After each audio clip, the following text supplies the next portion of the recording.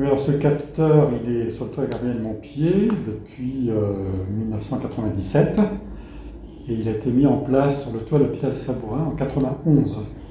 Donc ça fait maintenant 30 ans que ce capteur de pollen est présent sur Clermont-Ferrand, ce qui permet d'avoir une étude des pollens depuis 30 ans, ce qui est quand même assez important.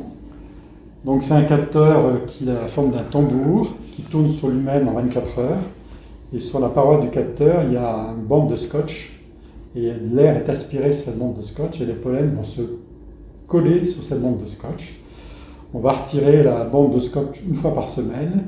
Et ensuite, on va regarder les pollens au microscope et on pourra dire à tel jour, à telle heure, tel pollen s'est posé sur le capteur de pollen. Alors, c'est également un capteur de moisissure parce que dans l'air, il y a des pollens, certes, mais il y a aussi des moisissures. Il y a 10 à 100 fois plus de moisissures dans l'air, notamment l'été, que de pollen.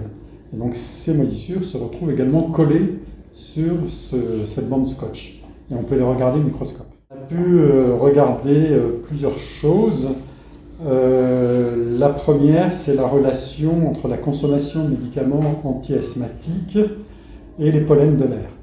Et donc on a pu voir qu'au printemps, au mois d'avril, il y a des pollens d'arbres, et que certains pollens d'arbres sont responsables de la consommation de médicaments anti-asthmatiques. Alors il y a le frêne, qui est bien connu, le bouleau, et on a mis en évidence sur Clermont-Ferrand des choses qui n'étaient pas bien connues avant, à savoir une association entre les pollens de chêne et les pollens de platane. Les pollens de platane, c'est quelque chose qui n'était pas connu, parce qu'il y a assez peu de pollens de platane à Clermont-Ferrand, et pourtant, c'est à l'origine de la consommation de médicaments anti-asthmatiques au mois d'avril. Quand ils augmentent de 4 grains, ce qui est peu, la consommation de médicaments anti-asthmatiques sur Clermont-Ferrand augmente de 15% chez les patients évidemment allergiques à ces pollens. Donc on a parlé des pollens du printemps. Ensuite il y a les pollens qui apparaissent juste avant l'été, c'est-à-dire vers le 15 mai jusqu'au 15 juillet. Et là c'est les pollens de graminées. Alors, les pollens de graminées, dans une étude récente, sont également à l'origine de l'augmentation de la consommation de médicaments anti-asthmatiques.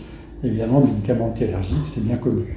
Et enfin, et ça c'est quelque chose de nouveau, à la fin de l'été, au début de l'automne, il y a le pollen d'ambroisie qui est bien connu à Lyon et qui commence à arriver sur Clermont-Ferrand.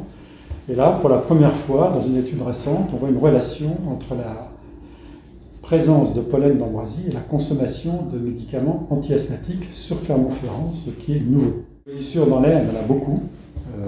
Elles sont beaucoup plus nombreuses que les pollens. Elles sont beaucoup plus diversifiées. Il y en a bien, on peut en regarder 25 à 30. Donc elles sont très nombreuses. Mais elles ne sont pas forcément présentes dans l'air très longtemps. Et donc il y en a une qui est connue par beaucoup de médecins, qui s'appelle Alternaria. Et là aussi, on a vu une relation entre la présence d'Alternaria, c'est une moisissure qui se colle aux herbes quand elles se mettent à pousser, quand on commence à tondre son gazon à partir de maintenant jusqu'à fin septembre, eh bien, le gazon est colonisé par cette moisissure. Et donc cette moisissure est présente dans l'air à des valeurs beaucoup plus élevées pendant l'été.